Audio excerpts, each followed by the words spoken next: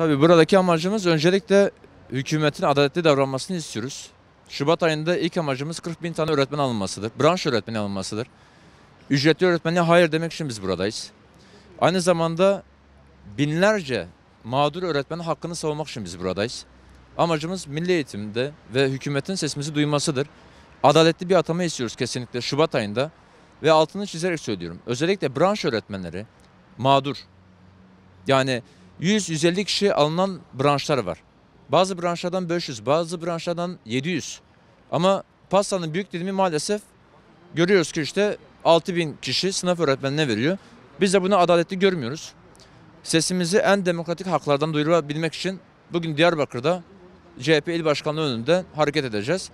Sabahleyin tüm Türkiye'deki arkadaşlarımızla beraber Ankara'da demokratik bir eylem yapacağız. Öncelikli amacımız budur. Bunun dışında da tabii ki alan değişikliğine hayır diyebilmek için biz yürüyoruz.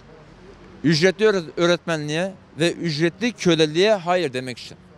Şu anda Türkiye'de çok cüzi miktarlarda çalışan yaklaşık olarak 60 bin ücretli öğretmen var. Ve maalesef bazıları öğretmen vasfı kazanmamış.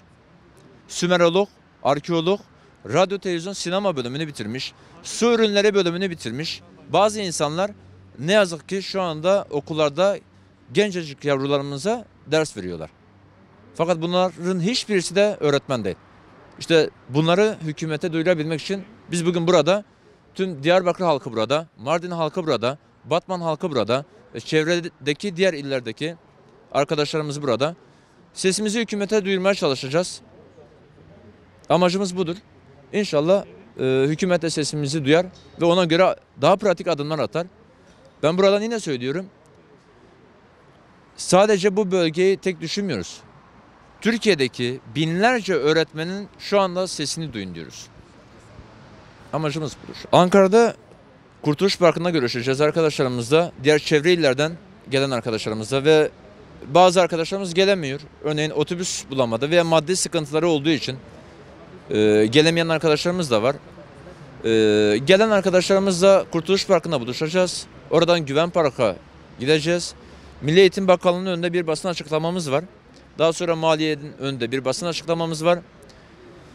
Birkaç tane etkinliğimiz, tiyatro etkinliğimiz olduktan sonra, demokratik haklarımızı sunduktan sonra yine herkes kendi şehrine geri gelecek. Umarız öğretmenler seslerini duyarlar. Çünkü şu anda birilerinin doktor olmasına sebep olan, vesile olan bizleriz. Avukat olmasına vesile olan bizleriz. Milletvekili olmasına vesile olan bizleriz. Aydınlık geleceği karartmasın diyoruz. Aydınlık geleceğimizi karartmasınlar. Artık yeter diyoruz. Lütfen sesimizi duyun. Diyarbakır halkına bize destek veren, başta CHP İl Başkanlığı'na, yerel yöneticilere, belediyelere, eğitim sene çok çok teşekkür ediyoruz. Tekrardan İlki Haber Ajansı'na teşekkür ediyoruz. Bize sundukları destekten dolayı. Tüm onurlu Diyarbakır halkına teşekkür ediyorum.